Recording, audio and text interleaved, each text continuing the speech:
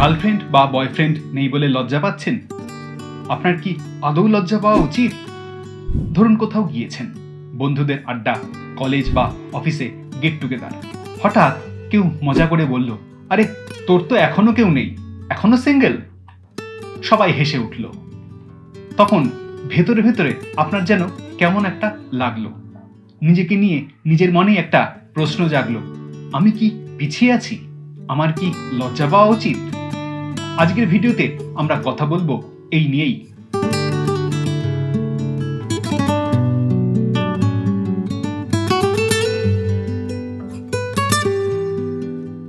Girlfriend বা boyfriend না থাকলে কি লজ্জা পাওয়া উচিত? প্রথমেই একটা কথা পরিষ্কার করে নেই, না, লজ্জা পাওয়ার কিচ্ছু নেই, একেবারেই না। আর যদি কেউ আপনাকে এমনটা অনুভব করিয়ে থাকে, তাহলে আসলে সে নিজের দৃষ্টিভঙ্গির সীমাবদ্ধতাই প্রকাশ করছে। সম্পর্ক থাকা মানেই ম্যাচিউরিটি নয়।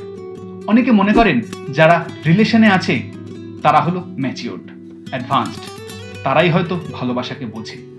অথচ বাস্তবটা কি?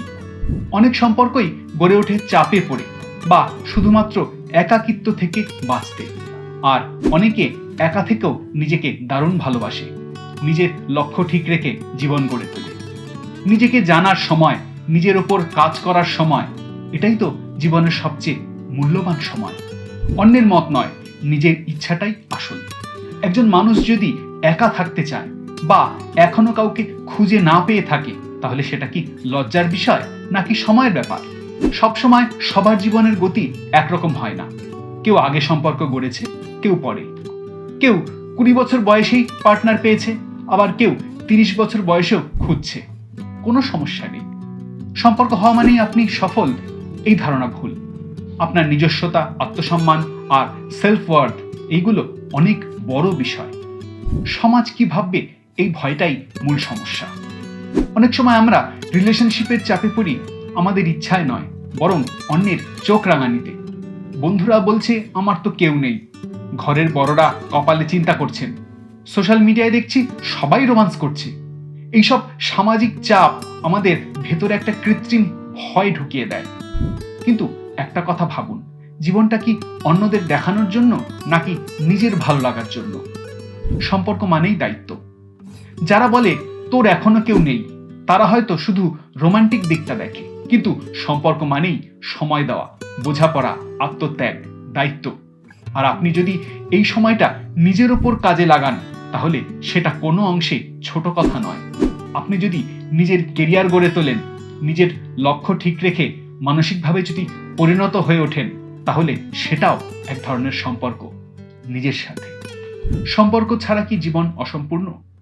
না, একদমই না। জীবন অনেক বড়। বন্ধু, পরিবার, কাজ, শখ, স্বপ্ন, এই সব কিছু মিলে জীবন।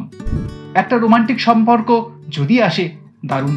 না এলেও কোনো অসুবিধা নেই। আপনার মূল্য নির্ধারণ হয় আপনি কে, আপনি কিভাবে নিজেকে গড়ছেন, আপনি কতটা মানবিক।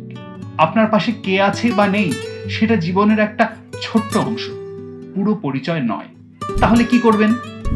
প্রথমত, নিজেকে ছোট ভাবা বন্ধ করুন। নিজের মতো জীবন উপভোগ করুন। ভালোবাসা নিজে থেকে আসলে তাকে স্বাগত জানান, জোর করে কিছু টানবেন না। অন্যের কথায় প্রভাবিত না হয়ে নিজের সময়কে গুরুত্ব দিন। আপনি এখন যেমন আছেন, আপনি যথেষ্ট। এই কথাগুলো যদি আপনার মনে একটু হলেও সাহস যোগায়, নিজেকে ভালোবাসতে শেখায়, তাহলে ভিডিওটা লাইক করে দিন। আপনি যদি ইউটিউবে দেখে থাকেন, তাহলে চ্যানেলটা সাবস্ক্রাইব করুন আর বেল আইকনে চাপ দিন, যাতে পরবর্তী ভিডিওর আপডেট আপনি সবার আগে পান। আর যদি ফেসবুকে দেখে থাকেন, তাহলে আমাদের পেজটা ফলো করুন নতুন ভিডিও পেতে এবং এইরকম আরো সাহসী কথা শুনতে। সিঙ্গেল থাকা কোনো অপরাধ না, লজ্জার তো প্রশ্নই আসে না। আপনি একা মানেই আপনি অসফল নন, বরং আপনি নিজের পথ খুঁজছেন এবং সেটা অত্যন্ত প্রশংসনীয়। কাজেই যদি আপনার চারপাশে কেউ এমন মন্তব্য করে, তাহলে হেসে বলুন, আমি ঠিক আছি, নিজের সঙ্গে ভালো আছি, বাকি সব ঠিক সময় চলে আসবে। ধন্যবাদ বন্ধুরা, আজকের ভিডিও এখানেই শেষ করছি। দেখা হবে পরের ভিডিওতে। নিজের সঙ্গে থাকুন, নিজেকে ভালোবাসুন, ভালো থাকুন।